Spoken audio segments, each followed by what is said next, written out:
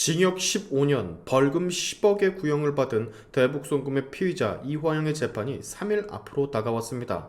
저 정도의 구형이라면 하늘이 두 쪽 나거나 대한민국 사법부가 완전 부패됐거나 이 두 가지 이유가 아니라면 이화영의 중형은 불보듯 뻔하다는 평가를 법조계에선 하고 있는데요. 그래서였을까요? 검찰 내부에선 현재 이화영의 중형 예상에 맞춰 이재명의 구속영장 청구 역시 검토 중이라고 합니다. 아마 이재명과 민주당은 이런 소식을 뒤에서 전부 다 들었는지 이화영의 판결 4일 전 대북송금 특검법을 발의를 했어요. 이화영의 수사 과정에서 검찰에 조작이 있었다라는 이유에서인데요. 아시다시피 이거 그겁니다. 이화영이 검찰이 무슨 술자리 회유를 했느니 어째느니 계속해서 진술 바꿔가며 거짓말하던 바로 그거.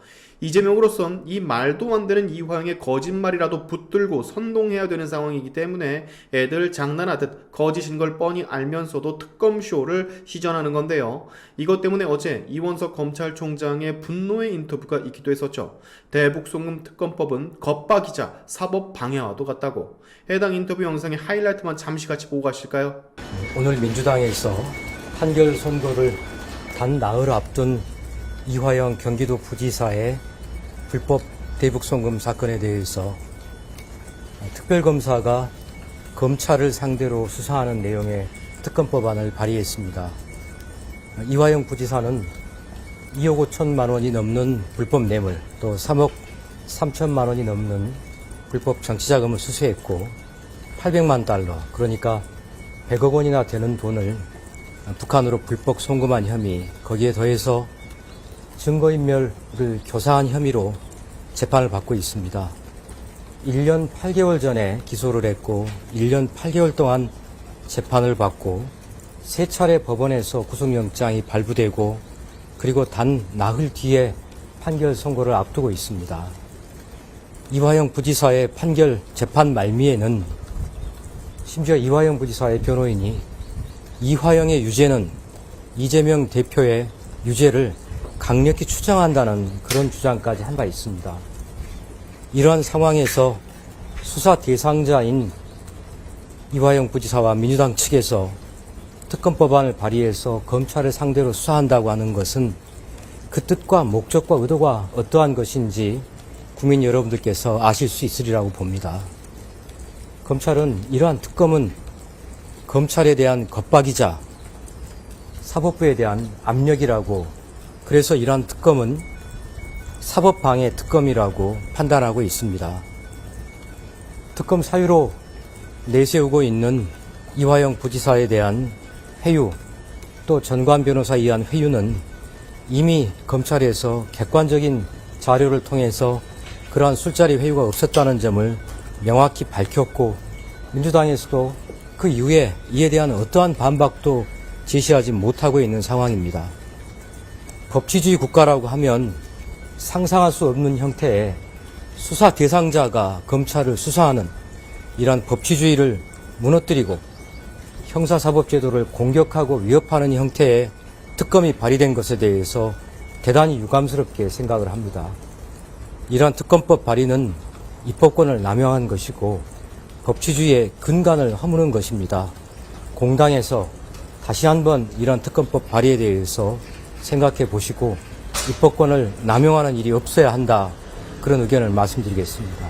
특검법 발의되고 일부 언론에서는 이화영 술자리로 이제 진술 회유했다는 추가 증언이 나왔다는 이런 보도도 나왔는데 혹시 이에 대한 입장이 있으실까요? 이화영 부지사에 대한 술자리 회유 의혹에 대해서는 앞서 저희가 구치소의 출정 계획이나 출정 일지를 통해서 사실과 다르다는 것을 명확히 말씀드렸습니다. 이화영 부지사의 주장은 5월, 6월, 7월 시기도 달라지고 장소도 검사실이네, 검사실 앞이네 하고 장소도 달라집니다. 또 뿐만 아니라 술을 마셨다고, 얼굴이 벌개질 정도로 마셨다고 했다가 나중에는 술 냄새가 나서 마시지 않았다라고 하고 있습니다. 이화영 부지사는 국회의원을 지내고 부지사를 지내고 킨텍스 사장을 지낸 정치적으로 중량감 있는 중진입니다. 그런 분에 대해서 어느 검사가 회유를 할 수 있단 말입니까? 검사가 이화영 부지사에 대해서 자신의 인생을 걸 수가 있겠습니까? 그러한 내용을 가지고 일방의 허위 주장, 사법을 피해가고자 하는 사법방해 행위에 대해서는 저희들은 앞으로 수사와 재판을 통해서 명확하게 실체적 진실이 발견될 수 있도록 하겠습니다.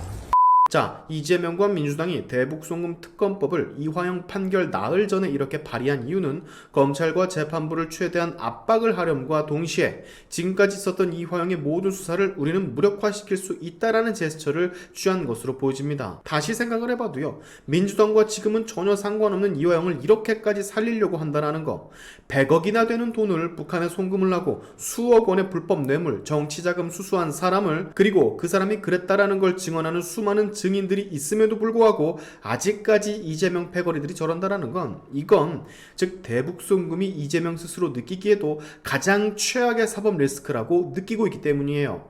늘 말씀드리지만 이건 대장동이니 백현동이니 지역 토착 비리 같은 짜잘한 범죄 혐의가 아닙니다. 100억을 줬다니까 북한에, 그 북한에, 지금 우리에게 똥 뿌리고 있는 그 북한에 무려 100억을 상납했다고. 그러면 그 100억이 여러분 누구 호주머니로 들어갔을 것 같으십니까? 너무 감동적으로다가 그 100억을 식량으로 바꿔서 가난한 북한 주민들에게 김정은이 나눠줬을 것 같으세요? 그래서 북한 주민들이 그것으로 맛있는 쌀밥 제공받고 행복했을 것 같으세요?